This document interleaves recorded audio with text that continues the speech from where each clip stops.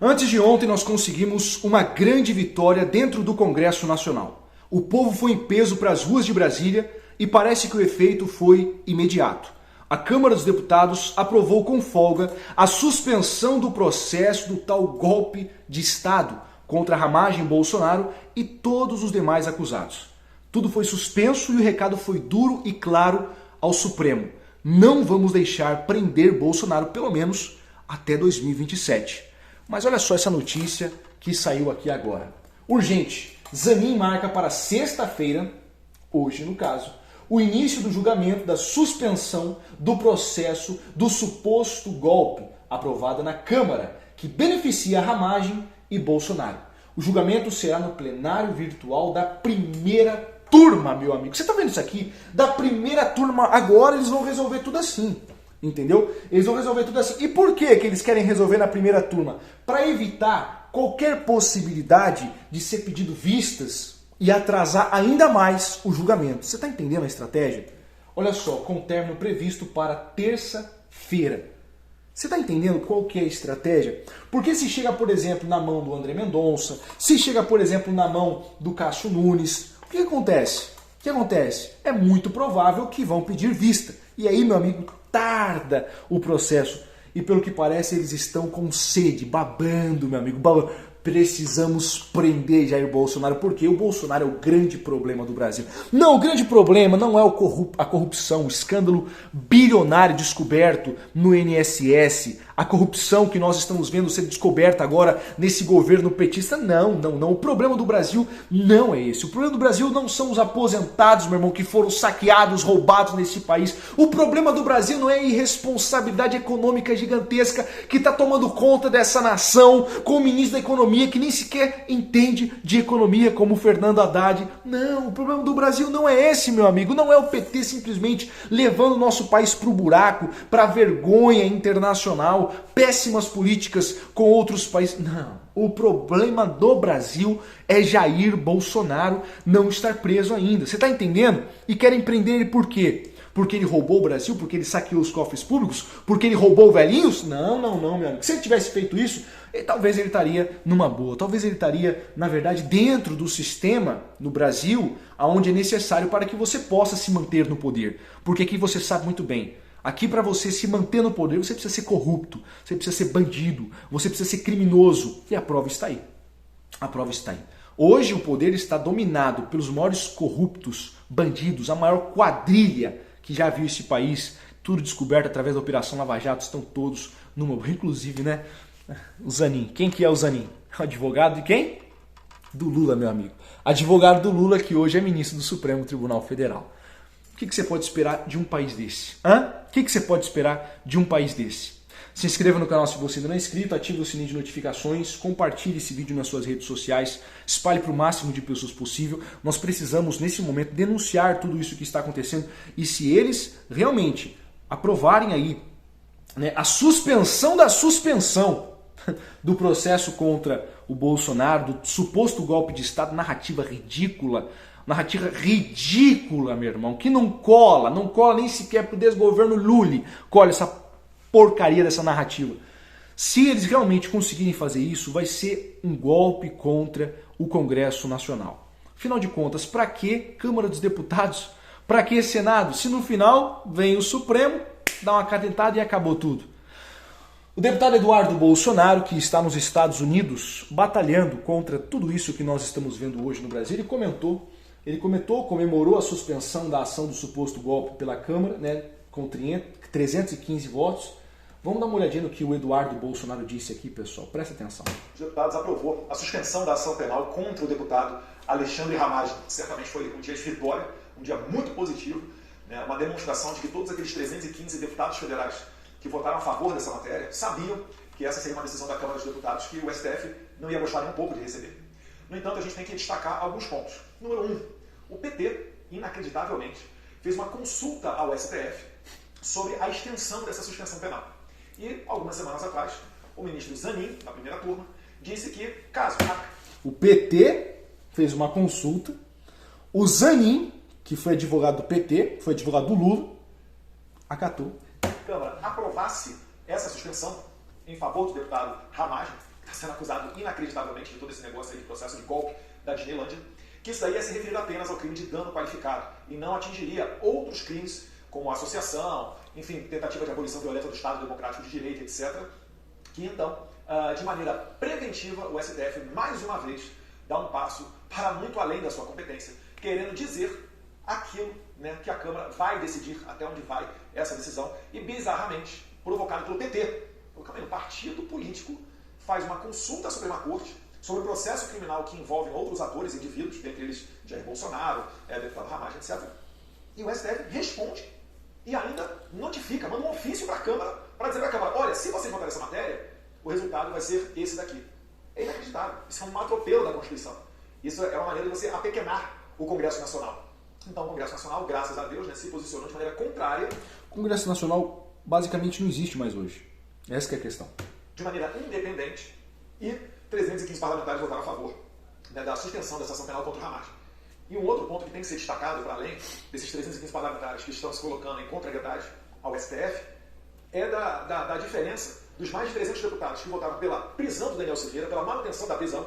E aí é curioso que, nesse momento, o STF não interviu, né, não foi, pelo menos dizer, da extensão da manutenção da prisão do Daniel Silveira, porque acabou sendo favorável, né? Vamos supor que a Câmara tivesse votado o contrário. Aí talvez o STF ia dizer que aquilo ali é inconstitucional. Como votou a favor pela manutenção do Daniel Silveira, não teve nada de inconstitucional, foi tudo legal, né?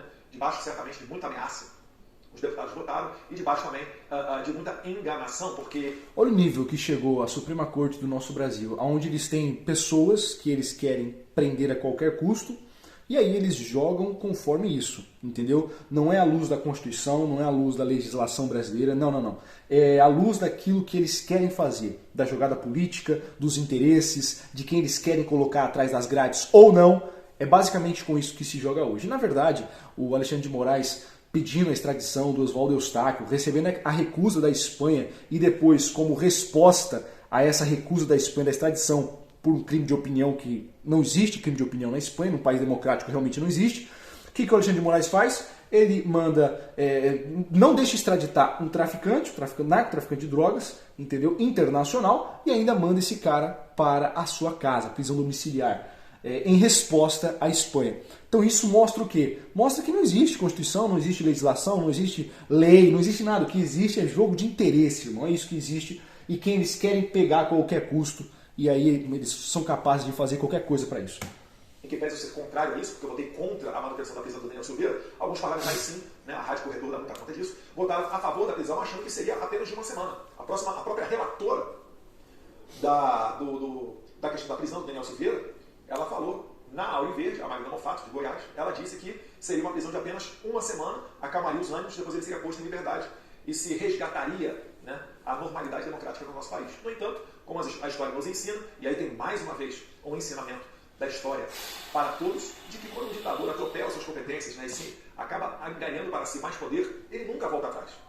Então, o STF enganou os parlamentares, aqueles que receberam essa mensagem de que seria apenas uma semana de prisão do Daniel Silveira, depois ele seria posto em liberdade, enganou esses parlamentares e o Daniel Silveira está aí há mais de 8 anos de cadeia a sua prisão, inclusive com um perdão presidencial do Jair Bolsonaro, pela primeira vez na história do Brasil, anulado para mandar ele para a cadeia, sem direito à progressão de regime, sem direito a vários benefícios que qualquer estuprador, assassino ou sequestrador tem no Brasil, mas Daniel Silveira não tem, porque Alexandre de Moraes quer intimidar todo mundo e acabar com esse movimento espontâneo liderado pelo Jair Bolsonaro. Então, o Congresso, que no passado, no mandato anterior, na legislatura anterior, botou o Daniel preso, hoje, o mesmo Congresso, né, uma nova legislatura, coloca 315 votos para suspender a ação penal contra o Hamas. E é o que eu tenho dito. Se você for ver, na linha do tempo, o desgaste que Alexandre de Moraes está sofrendo e o incômodo que ele está causando nos outros poderes, a invasão de competência que a todo momento ele comete, o abuso de poder, o abuso de autoridade, isso está movendo a um desgaste, onde cada vez mais e mais autoridades estão agindo em contrariedade aos desmandos do Alexandre de Moraes. Ainda não existe a atmosfera perfeita, democrática, de harmonia entre os poderes, para o Congresso Nacional ser 100% independente e votar, ainda que em contrariedade ao STF, matérias como a anistia. Mas a gente está caminhando para esse momento. O preço Alexandre de Moraes está ficando muito alto para ser sustentado por todos aqueles agentes do establishment que ficam nos bastidores dando sustentação ao Alexandre de Moraes. O Alexandre de Moraes ele já não está mais confortável, tem que fazer jantar, ele tem que puxar as autoridades brasileiras para vir conversar com ele, para ter certeza que está tudo nos confortos, que não há risco para ele. Só que, no entanto, a batata do Alexandre de Moraes está esquentando. E Deus quiser, a gente vai aumentar em breve ainda mais esse custo do Alexandre de Moraes de carregar nas costas, sustentar toda essa arbitrariedade.